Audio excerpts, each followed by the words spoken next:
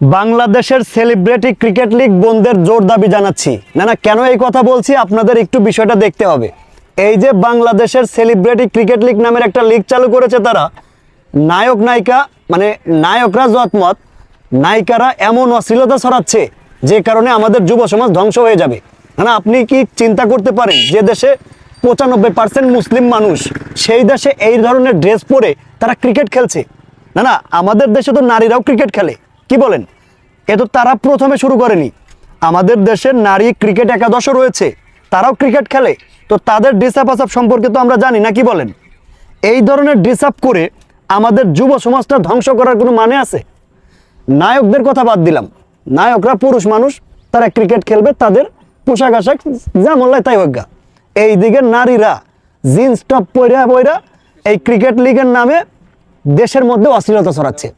যে কারণে বলতে চাই, এই সেলিব্রিটি ক্রিকেট লিগের নামে এই অশ্লীলতা আপনারা বন্ধ করুন। ধন্যবাদ।